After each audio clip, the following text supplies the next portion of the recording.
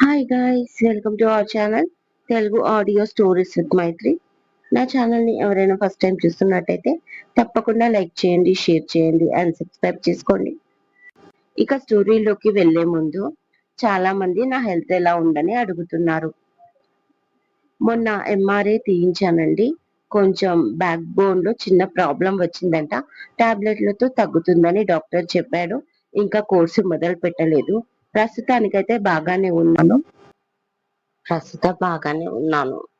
కాకపోతే కొంచెం నీరసంగా ఉంది. థ్యాంక్ యూ అండి. చాలా మంది జాగ్రత్తగా ఉండమని నాకు చెప్తున్నారు. వాళ్ళకి పేరు పేరున థ్యాంక్స్ అండి.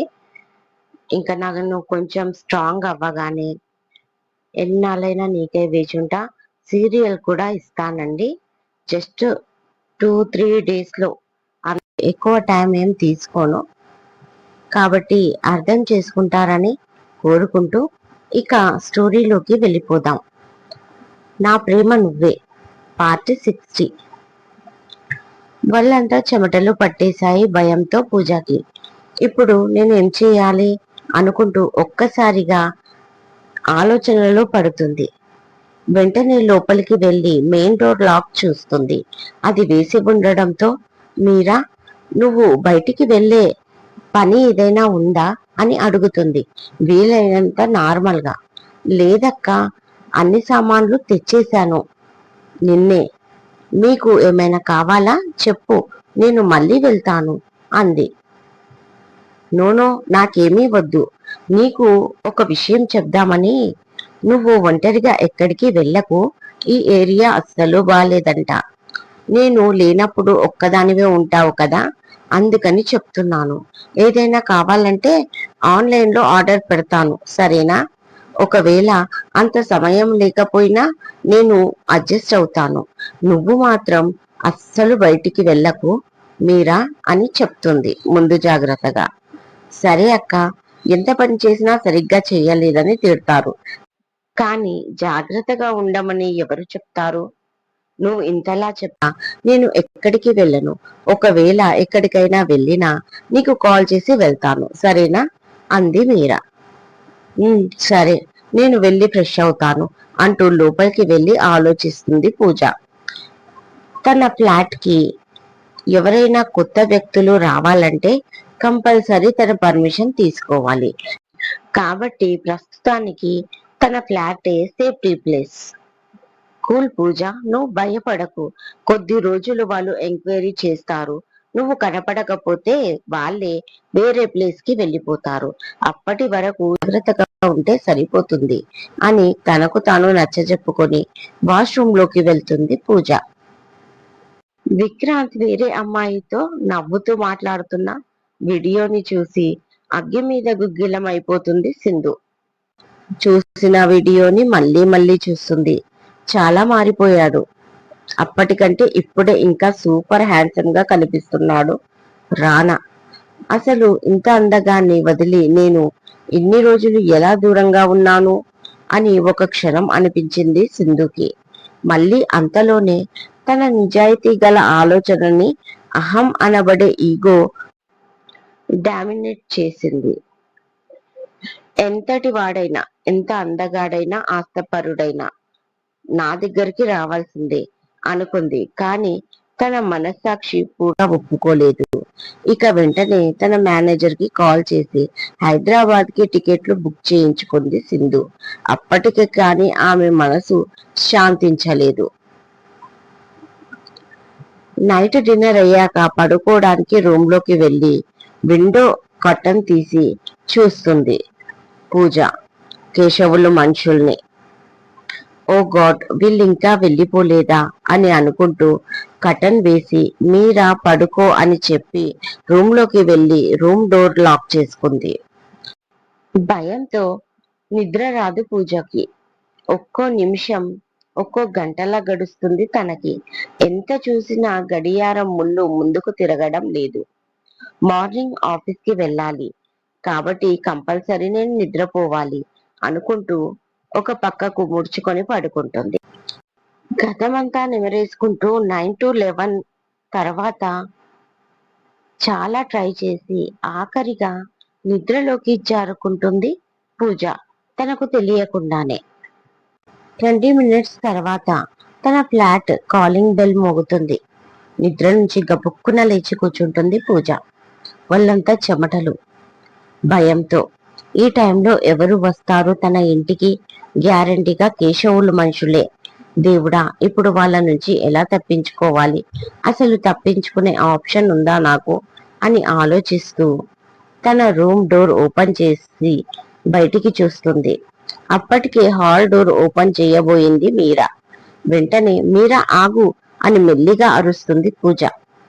హా అంటూ వెనక్కి తిరిగి, అక్క ఎవరో వచ్చారు, నేను చూస్తాను అంది. నో, ఫస్ట్ ఎవరో కనుక్కో, ఆ తర్వాత డోర్ ఓపెన్ చెయ్యి అంటుంది వణుకుతున్న గొంతుతో పూజ. మీరా పూజని స్ట్రేంజ్ గా చూస్తూ ఓకే అంటూ చైన్ పెట్టి డోర్ కొంచెం ఓపెన్ చేస్తుంది.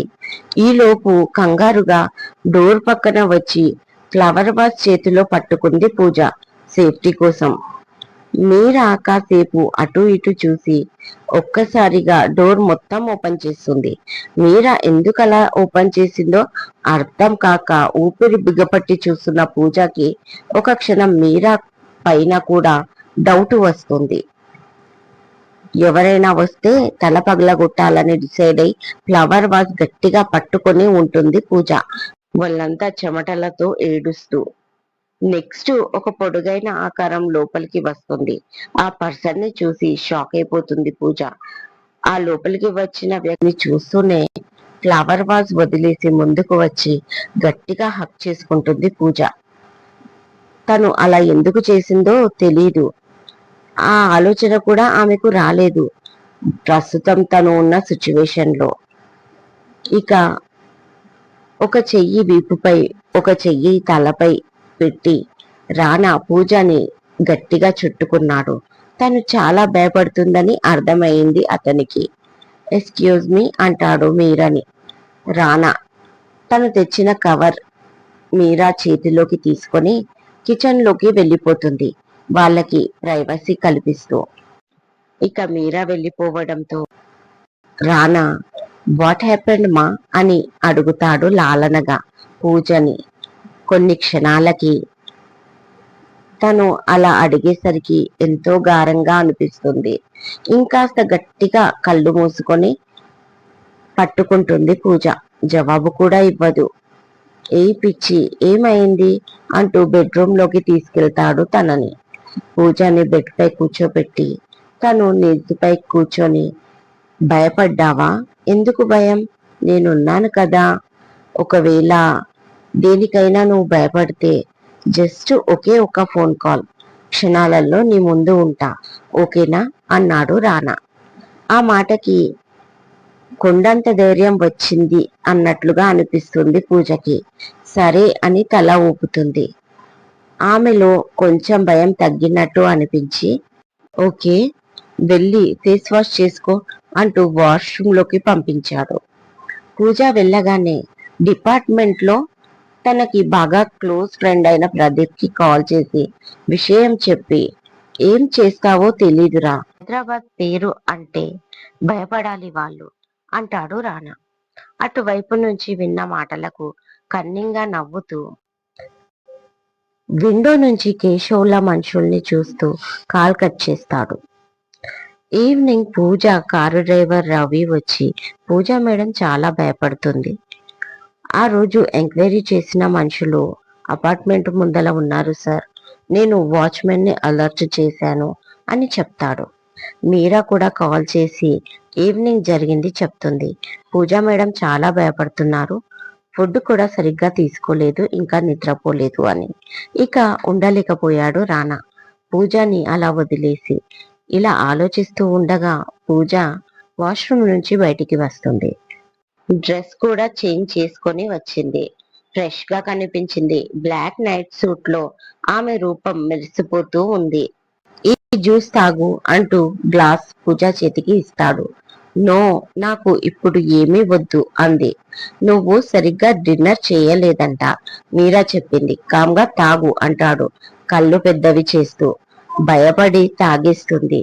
ఈ టైంలో మీరు అంటూ గ్లాస్ పక్కన పెడుతుంది. ఈవినింగ్ నుంచి నా గుండె చాలా వేగంగా కొట్టుకుంటుంది. ఎందుకో ఈ అలజడి అర్థం కాలేదు. పడుకుంటే కూడా నిద్ర రాలేదు. అందుకే ఒకసారి నేను చూసి పోదామని వచ్చాను అంటాడు యాక్టింగ్ చేస్తూ రానా. ఎందుకలా? ఇలా సినిమాలో జరుగుతూ ఉంటుంది అంటుంది మిస్ అయోమయం. అవునా? నాకేం తెలుసు, నేను సినిమాలు చూడను కదా అంటాడు ఇన్నోసెంట్ ఫేస్ తో. కన్ఫ్యూజ్ గా చూస్తుంది అతని మాటలకు పూజ. వెంటనే మరి నేను వెళ్ళనా అని అడుగుతాడు మెల్లిగా టెస్ట్ చేయడానికి ఆమెని. అంతే, నో నో అని అరిచి భయంతో మళ్ళీ వెంటనే అంటే కాసేపు ఉండొచ్చు కదా అంటుంది. కాసేపు ఏంటి పూజ, నువ్వు ఉండమంటే నైట్ అంతా ఉంటాను నీకు కంపెనీ ఇస్తూ అంటూ బెడ్ వైపు చూస్తాడు. అతని మాటల్లోనే కాదు కళ్ళల్లో కూడా అల్లరి కనిపిస్తుంది. కోపంగా చూస్తుంది పూజ. అందుకే మీరు నాకు నచ్చరు అంటుంది కోపంగా పూజ. అంతలోనే బయట నుంచి ఏదో సౌండ్ వినిపిస్తుంది. రానా కటన్ తీసి చూస్తూ పూజ, గొడవ జరుగుతుంది, ఎవరు వీళ్ళు, ఇలారా అంటాడు. పూజ అక్కడే నించుంటుంది ఏం జరుగుతుందో అన్న భయంతో. అరే, పోలీసులు వచ్చారు, సుమోలో ఉన్న వాళ్ళని ఎవరినో కొడుతున్నారు పోలీసులు. పూజ, అసలు ఎవరు వాళ్ళు, ఏం జరిగి ఉంటుంది అని రానా కావాలని అంటాడు. అంతే, పరిగెత్తుకుంటూ వచ్చి కటన్ పక్కన కళ్ళు మాత్రమే బయటికి పెట్టి చూస్తుంది పూజ. ఆశ్చర్యంతో ఆమె కళ్ళు పెద్దవి చేస్తూ, కేశవులు మనుషుల్ని పోలీసులు కొడుతున్నారు, వావ్, ఇట్స్ అమేజింగ్. కానీ ఎందుకై ఉంటుంది? ఎందుకైతే నాకెందుకు, నేనైతే హ్యాపీ. దేవుడా, నువ్వున్నావు దేవుడా అనుకుంటుంది మనసులో పూజ. పూజని దగ్గరికి లాక్కొని వెనక నుంచి నడుము చుట్టూ చేతులు వేసి ఆమె రైట్ హ్యాండ్ షోల్డర్ పై తల పెట్టి బయటికి చూస్తూ ఉంటాడు. ఈసారి పూజ మొత్తం బయటికి కనిపిస్తుంది వాళ్ళకి. పాపం వాళ్ళు మాత్రం పూజని గమనించలేరు. పోలీసులు కుక్కలను కొడుతున్నట్టు కొడుతున్నారు. కొట్టి కొట్టి ఒళ్ళంతా ఊనం చేసి పెద్ద పోలీస్ వ్యాన్ లో వేసుకుని వెళ్ళిపోయారు. ఆ తర్వాత కానిస్టేబుల్స్ 2 సుమోలను నడుపుకుంటూ వెళ్ళిపోయారు. 10 నిమిషాల్లో క్లియర్ అయిపోయింది ఈ ప్రాసెస్. అమ్మయ్యా అని ఊపిరి పీల్చుకుంది పూజ. కానీ ఆ హ్యాపీనెస్ ఎక్కువై రానా తనని హగ్ చేసుకున్నాడన్న విషయం గమనించలేదు. వాళ్ళని పోలీసులు పట్టుకుపోయారు అంటుంది ఆనందంగా అతని వైపు తిరిగి. వాళ్ళని పట్టుకుంటే నీకెందుకంత హ్యాపీ అని అడుగుతాడు రానా. అంటే అంటే వాళ్ళు రోడ్ సైడ్ రోమియోలా ఉన్నారు, లేడీస్ కి ప్రాబ్లం అవుతుందని పోలీసులు పట్టుకుపోయినందుకు హ్యాపీ, అంతే, ఇంకేం లేదు అని చెప్తుంది పూజ. పాపం, వాళ్ళ అదృష్టం బాగోలేదు, అందరూ నీలా కోఆపరేట్ చెయ్యరు కదా పూజ అంటాడు ఇంకాస్త దగ్గరికి తీసుకొని. నేనేం చేశాను? ట్యూబ్ లైట్ అడుగుతుంది అతన్ని కౌగిట్లో ఉండే. 10 నిమిషాల నుంచి నేను నిన్ను హక్ చేసుకున్నాను, నువ్వు ఎంత బాగా కోఆపరేట్ చేస్తున్నావు అన్నాడు రానా. అప్పుడు రానా హగ్ లో ఉన్న తన స్థితిగతుల్ని చూసి కోపంతో ఒక తోపు తోసేసింది రానని. అందుకే మీరు నాకు నచ్చరు అంటూ కోపంగా చూస్తూ ఏడుస్తుంది పూజ. ఏయ్, ఏడిస్తే ముద్దు పెట్టేస్తాను అని చెప్పాను కదా. ఓహో, ఇందాక హగ్గు ఇచ్చినట్టు ఇప్పుడు ముద్దు ఇస్తావా? దా అంటూ 2 చేతులు చాచాడు రానా. ఛీ, మీకు సిగ్గు లేదు అంటూ తనకి తాకకుండా వెళ్తూ బెడ్ పై బెడ్షీట్ సర్ది మీరు పైన పడుకోండి, నేను కింద పడుకుంటాను అంటుంది పూజ. ఇదండి ఇవాళటి ఎపిసోడ్. ఈ ఎపిసోడ్ మీకు నచ్చినట్టు అయితే కామెంట్ చేయండి. కొంచెం నా వాయిస్ లో బేస్ సరిగ్గా లేదు, అడ్జస్ట్ అవ్వండి. రేపటి నుంచి ఇంకా క్లియర్ గా చెప్పడానికి ట్రై చేస్తాను. నచ్చితే లైక్ చేయండి, షేర్ చేయండి, సబ్స్క్రైబ్ చేసుకోండి నా ఛానల్ ని. మరొక మంచి ఎపిసోడ్ తో మీ ముందు ఉంటాను. మైత్రి.